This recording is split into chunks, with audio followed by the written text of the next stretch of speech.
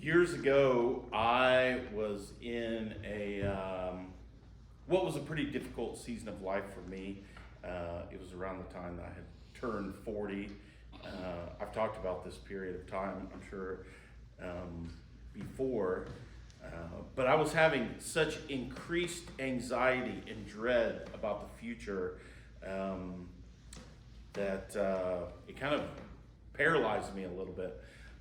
Like Josh is right now, I was on a period of time called a sabbatical, which is kind of time away from ministry to reflect and think. And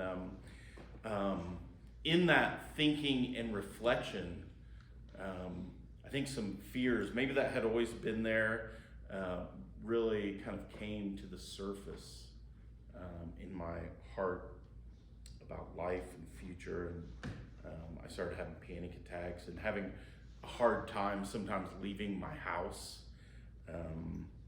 And I had made plans while I was on sabbatical that I was going to re-roof my house because I had taken time. I thought surely I'll be able to get this done. And I had ordered the supplies and they were all sitting in my garage. Shingles and new sheeting and drip edge and underlayment, and a lot of it was in boxes and some of it was sitting on pallets. But every time I walked by my garage, it was just shouting at me, calling out to me, telling me what a failure I was, reminding me, you think you knew how to roof your own house? You can't even leave your house. And all of the kind of lies and fears and everything that were going on in my life. This is not going to be okay. And I was struggling in so many areas, but I was really trapped in my thoughts, and specifically related to this big project that I had to do too, and was really kind of incapacitated by it.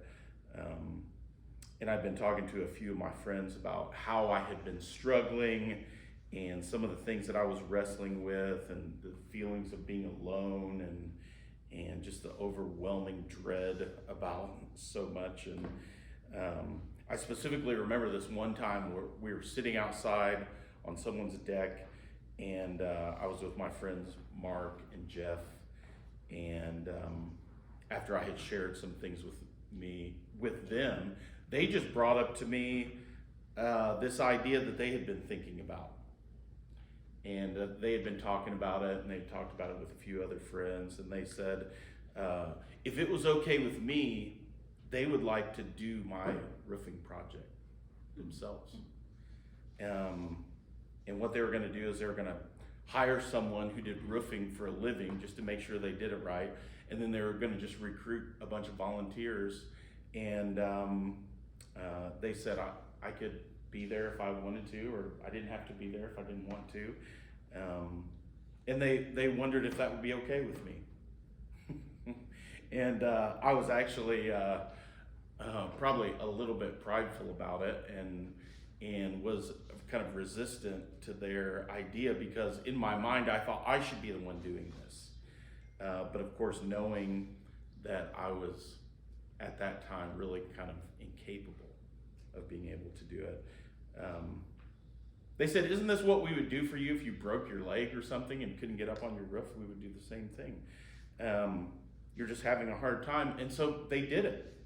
And that is, if I could think of a word to describe that, to me, that was a kind of kindness that was shown to me. Their kindness toward me dissipated that stress that was kind of overwhelming me, at least in that one part of my life. And it was very unexpected. And it communicated to me that I was not alone, that other people were with me. And it was generous and simple and personal. And it just took about a day and a half to get this done. But it was like unbelievable to me at the same time. And I was looking through some pictures, and I saw this picture. I have a bunch of pictures from when we did it, and there's some of the people, and it was a massive project. We got it done in like a day and a couple hours. Um, Once a month, as you remember, we will be covering a different fruit of the Spirit. That's what the Bible calls these things that God creates in us when we are free to follow the Spirit of God. And these are qualities and attributes in our lives for our good. So far, we've talked about love, joy, peace, and patience, and today we're going to be talking about kindness. Being kind. We hear these phrases like random acts of kindness or small acts of kindness, a kind gesture, a kind word, a kind heart. And kindness, of course, is one of the fruits of the Spirit, and it's something that God creates more and more in us the more and more kind we are. And we might more easily recognize it when we see it. Someone who does something nice for us when we don't expect it. Or maybe we receive a note from someone that's encouraging to us and affirming to us. Or someone says something to us that totally makes our day. Unexpected, affirming, makes us feel a certain way. It reminds us we're not alone, but we're loved, we're thought of, we're special. That's kind of the effect that kindness has on other people. In Proverbs 16 and verse 24, it says, kind words are like honey, sweet to the soul and healthy for the body. I'm not sure that honey is healthy to the body, is it? It actually would give you the sugar, but why don't we call the sugar the honey? Maybe it wouldn't be so bad.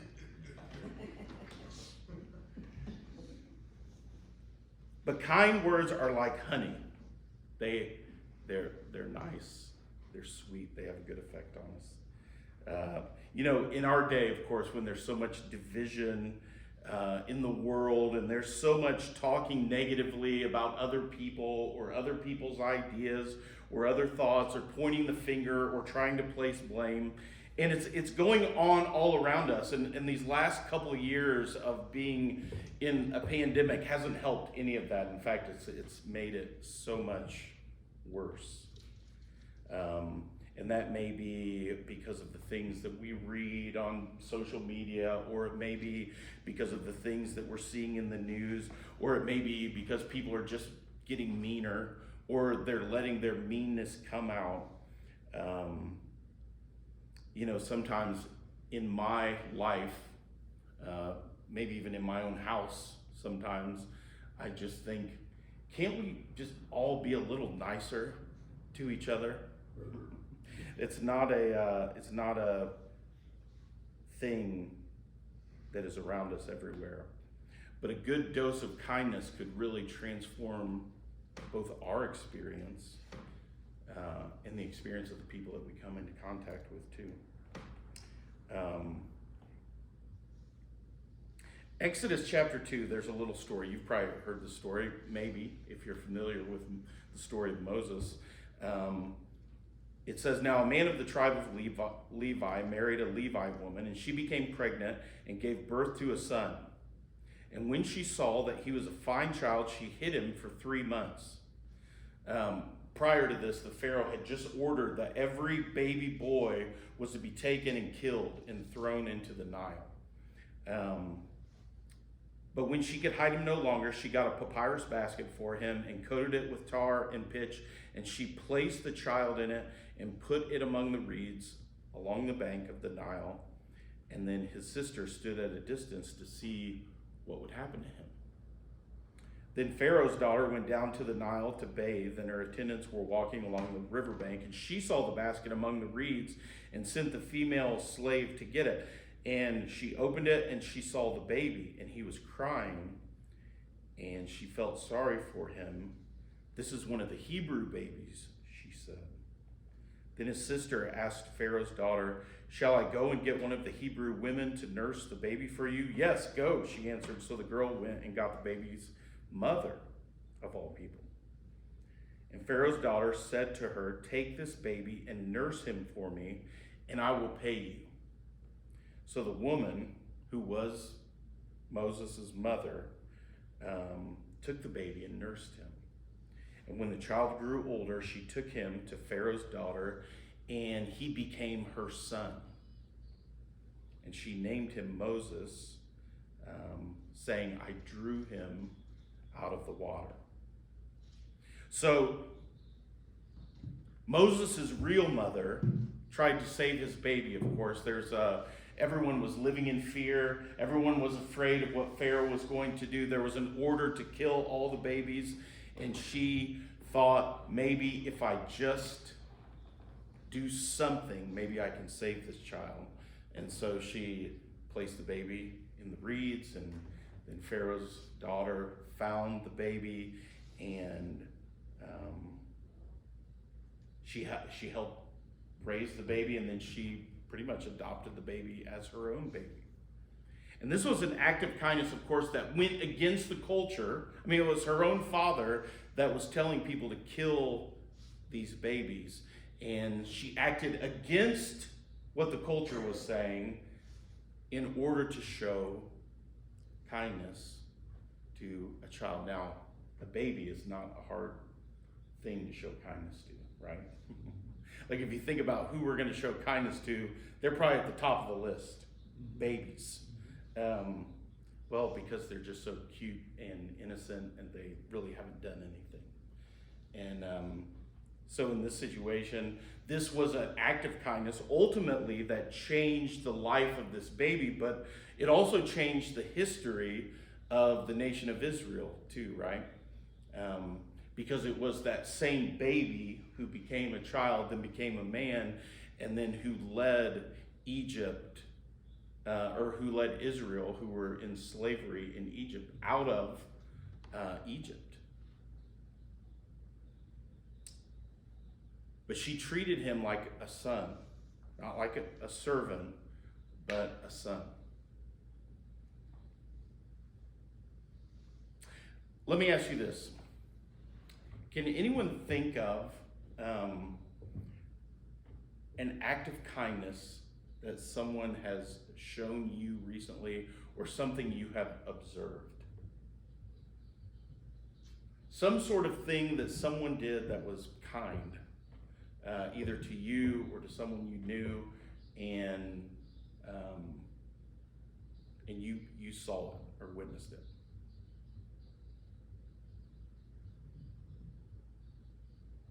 No one? Cards. Cards, okay. A lot of cards and well wishes. Yeah. So receiving cards and those are reminders that people are thinking about you, they care about you. Okay? That's a good example. I got my parents a Sling subscription so they can watch the basketball games, and my mom will not watch a game without asking me if I'm using that to watch the games. How am I watching games? Do I need that to watch games? I'm like, Mom, thank you, but you're being too kind. Yeah, being too kind. Yeah, anything else? It's funny that you bring this up about the being overwhelmed, because right now I feel that because I'm in a peer coaching class. I have a ton of doctor's appointments for me and my ex-husband, and I'm going to a concert April 1st with my son for his birthday at Indy, and I'm like, I got too much going on. I gotta write a paper for the class, and I'm like, I'm gonna go crazy. There's just too much I gotta change utilities, I hate to move. And, I just don't wanna get too overwhelmed where I have a seizure it's really a lot going on. Yeah. And I'm trying to just keep it together. Keep it all in balance. And I found out Friday that my brother has cancer in his lung, and it's spread to other areas of his body. So that was he's the last person I thought would get it, because he never smoked, and him and his wife just retired. They're 67, so I just was sad like you got a lot going on right now. He was my favorite brother because he just, out of three of them, he was the tops. He was the first one to come see me when I had cancer surgery. Even though I was weak, I don't really remember it, but I know he was there. Yep. Well, and you remember, or you know that, and you remember that too.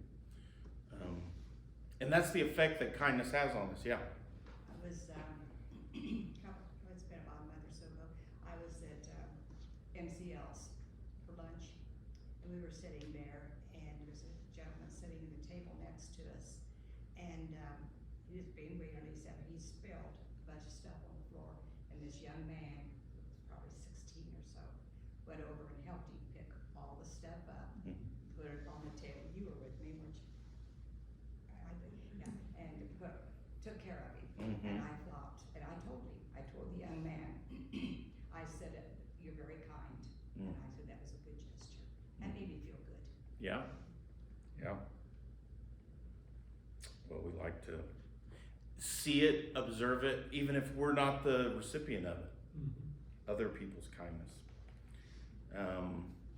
There's a story about Jesus in the Bible. It says, as Jesus was on his way, the crowds almost crushed him, and a woman was there who had been subject to bleeding for 12 years, but no one could heal her. And so, of course, in this culture, that is a very ostracizing experience, because in ancient Jewish culture, she would be considered unclean and unable to be with the rest of the community because of that. But as they're out in the streets, she's there, and of course she knows that everyone, whether they know what's going on with her or not, she knows what's going on with her, and she probably sees herself the way that the culture would have, unclean, but she took a chance. And it says she came up behind him and touched the edge of his cloak, and immediately her bleeding stopped. Who touched me? Jesus asked. And everyone denied it. And Peter said, Master, the people are crowding and pressing against you. But Jesus said, someone touched me. I know that the power has gone out from me. Then the woman, seeing that she could not go unnoticed, came trembling and fell at his feet. And in the presence of all the people, she told why she had touched him and how she had been instantly healed. And then he said to her, daughter, your faith has healed you. Go in peace.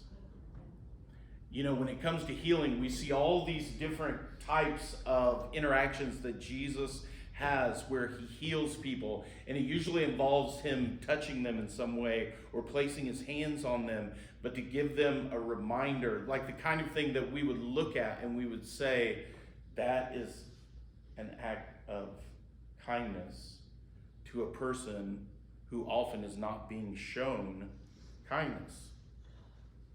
And the reality is that Jesus, even though we are not with him in the same way physically, he's not here and able to touch us in exactly the same way that he was this woman, he does accept us right where we're at and offer us that same kind of healing. All of us are loved. All of us are offered safety and shelter, regardless of the past wrongs that we've committed, regardless of the things that we have done, regardless of the thoughts that we've had in our head. Jesus still offers acceptance and kindness to us, even when we maybe have ostracized everyone else in our life. And not only that, but even when we've become enemies, in Luke 6:35 it says, but love your enemies, do good to them, and lend to them without expecting to get anything back. Then your reward will be great, and you will be children of the Most High. And this is what I want to focus on here, this little part here. Because he's kind to the ungrateful and wicked. Jesus, the Most High God, is kind to the ungrateful and the wicked. How does that feel? How does that strike you? I mean, we like to be kind to people that we like, right? And we're kind to people who may bless us back, or maybe they would thank us, or maybe they would appreciate what we've done for them. Maybe they would even think highly of us if we were kind to them. But what about ungrateful people? You're supposed to love them more. Yeah, well, yeah, and that we learn from God, that's who Jesus is kind to. The ungrateful people. The people who don't even appreciate it. The people who don't get it. The people who maybe throw it back in their face. I remember when one time when I was in college, I had just started following Christ and was trying to learn how to I don't know, live a little bit differently than I had been living before. And I was playing basketball with some friends, and we went over to the rec, and me and this guy, his name was Ty, we got into a little fight with each other.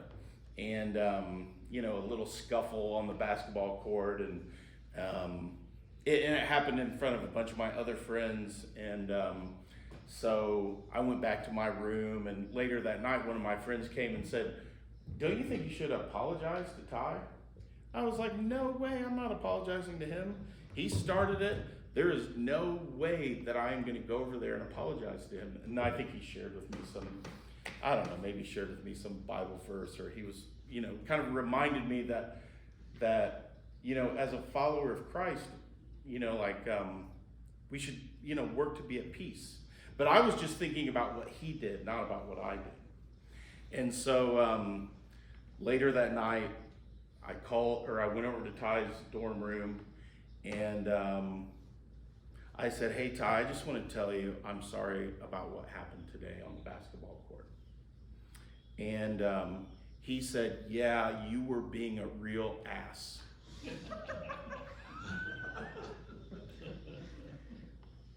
And I thought, we're about ready to get into another little fight. But that's it, right? That's it. We have to learn how to be kind to ungrateful people. Not just the people who appreciate our kindness, but even the people who don't. And that was a good lesson for me in the early days of beginning to walk with Christ. And this is the way that we turn upside down the world's values. And maybe in the world system, if someone is ungrateful, we think, we're done with them. We don't have to waste our time with them. We don't have to keep being kind to them or showing kindness to them. We can forget them. We can ignore them. We can just put them out of our mind. And of course, we all have to learn how to live according to boundaries that keep us from, messing up our own mental health and our own struggles and stuff. But there's a lot of people that are not going to acknowledge the good that is being done to them or given to them or shown to them. And that may even be us at times. Maybe we won't realize the kindness or the goodness of someone else doing something to us. And so rather than wanting harm, our desire, our ambition should be to want good for others, even with our enemies. Now again, I probably don't think of myself as having enemies. Maybe there's people that think of me as their enemy. But I probably don't tend to think that way about people. But there certainly are people that, if I'm honest, I probably just don't like them very much. And maybe that's a way of thinking about it. And sometimes in my heart, maybe I'm thinking that I don't want the good thing to happen to this person. Because how can the good thing happen to that person and not happen to me? They'll never learn. They'll never realize what they've done. In Romans chapter 12 and verse 20, it says, "On the contrary, if your enemy is hungry, feed him. If he's thirsty, give him something to drink. In doing this, you will heap burning coals on his head." Now, I used to always think that this verse was talking about if you're nice to someone, if you're kind to them, that's a way of showing revenge to them. Because you're like taking burning coals and you're sinking them down into their skull and into their brain, which will ultimately kill them. But that, I don't think, is exactly what this passage is talking about. There was a practice, of course, in the Middle East, because most food was cooked on fires, that if your fire went out over the night, sometimes you'd go over to your neighbors and you would go borrow some coals from your neighbor. And of course, the way folks carried stuff in Middle Eastern times is they put baskets and different items on their head. And so a way of thinking about this verse, which is probably more in context of what Jesus was saying, which wasn't, hey, this is a way of showing revenge to people. This is actually a good thing. When you're putting burning coals on your neighbor's head, you are giving them coal for their fire so they can restart their fire at their house. It's a neighborly act. It made friends, not enemies. There's a passage in Proverbs that instructs us to give to our enemy so that they may have so many burning coals that they can't even carry them because of the kindness that's being shown to them. Some of you might have seen that little video. There's a short little video out that happened at the beginning kind of the Russian invasion, where a Russian soldier had surrendered to some Ukrainians, and someone has a phone and they're videotaping this, and there are some Russian citizens or some Ukrainian citizens who are standing there with food and tea, and they give it to the soldier, and he's sitting there drinking it, and I'm sure just kind of shell-shocked by what has happened. And then one of the ladies who's standing there is trying to call his mother so that he can talk to his mother. And she's holding up the phone so that he can have a conversation with, and he can't even speak because he's so emotional, and he just blows a kiss to his mother on the phone. And someone's patting him on the back. I mean, this was one of the people that came and invaded their country, and yet normal people are just standing there showing real human kindness. How do you hold on to things like humanity even in the midst of war? That's a pretty good example. Now, sometimes we don't want to show kindness or continue to show kindness because we're afraid that we're going to be taken advantage of. And sometimes I think we worry too much about being taken advantage of. Who cares if people take advantage of us? I mean, don't we do that all the time? If someone shows us kindness, don't we use that to our advantage? If someone gives you a gift card, don't you use that to your advantage? You just got a free meal. You use it. You just took advantage of someone's kindness. Now, of course, when we say taking advantage, often we mean doing it and not being thankful or not being appreciative or expecting it the next time, which are all things we do too. So let's not worry so much about people taking advantage of us. The whole point of putting our kindness out there is so that people would take advantage of it. Receiving, being affected by our goodness and kindness that we show to others. I have, over the last, couple of years, spent some time trying to help people get into treatment programs if that's something that they want to do. And a lot of times it's a lot of work to make phone calls and help coordinate and finally get to sit down. And I've driven people all across the state to go to rehab programs. And sometimes those same people check themselves out the day that I take them there. That has happened a couple of times. And I could look at that and I could think, I'm not going to offer help to the next person that wants help because it has happened in the past where a person said they were ready to go to treatment, but they really weren't ready. And I have to remind myself to be kind to people. I could be kind to the same person 10 times. They could do the same thing. Maybe the 11th time, that act of kindness actually ends up having an effect. And that doesn't mean the previous 9 times didn't have any effect on that person. We have to be willing to offer our kindness and friendship to others. There's a verse that we all memorized when my kids were growing up, and there was a little song that went with it, and it's Ephesians 4:32. Kelly could sing it for us this morning. She probably mostly sang it to me, but we had to remind ourselves of this. It says, be kind and compassionate to one another, forgiving each other, just as Christ in God forgave you. Be kind, be compassionate, forgive each other. Wouldn't things just be a lot better if we could all do that with one another? In the Gospel of John, in chapter 9, Jesus saw a man who had been blind from birth. His disciples asked him, Rabbi, who sinned, this man or his parents, that he was born blind? So you see, like the crowd sees a person with problems. Whose fault is it?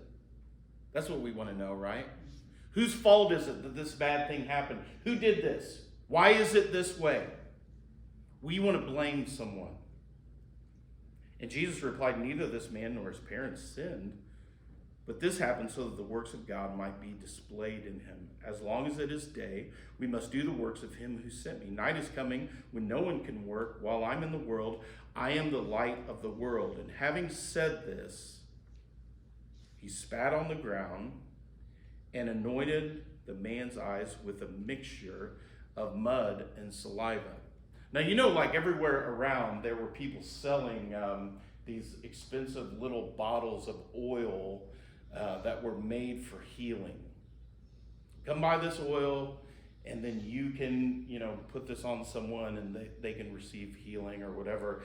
And instead, Jesus just took dirt and spit and put it on someone's eyes in just a normal way, probably a more intimate way, I would imagine. And he told the man to go and wash in the pool of Siloam. And the Bible narrative adds that Siloam means sent. And the man went and washed and came home seeing. Now, while we may not have the power to heal someone of a visual impairment, we may not have the power to heal someone of a physical impairment or a sickness or something like that, we do have the power to extend the kind of hot kindness that brings healing to a person's soul, to a person's experience, to a person's sense of feeling that maybe I'm not quite as alone in this world as I thought I was. The more kind you are, the more acts of kindness you do, the more kind you'll be. So we have to practice kindness, and that's a way of developing this fruit of the Spirit inside of us. So we can pray for God to create kindness in us, but I want to ask you these two questions. Is there someone that you need to show kindness to? You don't have to answer that question, because maybe it's someone here in this room. Or maybe it's someone that you know, or maybe it's someone that you have had kind of a hard time with. Is there someone that you need to show kindness to?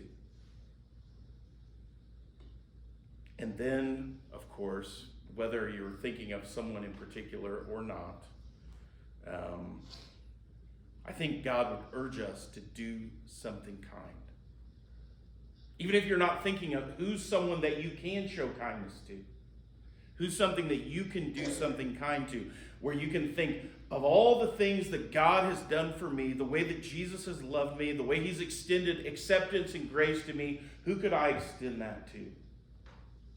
So that they could experience the same thing that I've experienced. I'm going to close with this little quote from Mother Teresa. Not all of us can do great things, but we can all do small things with great love. Which I think that's a pretty good thought about kindness. Jimmy's going to come up and lead us in a couple more songs here as we close. So feel free to stand or sit.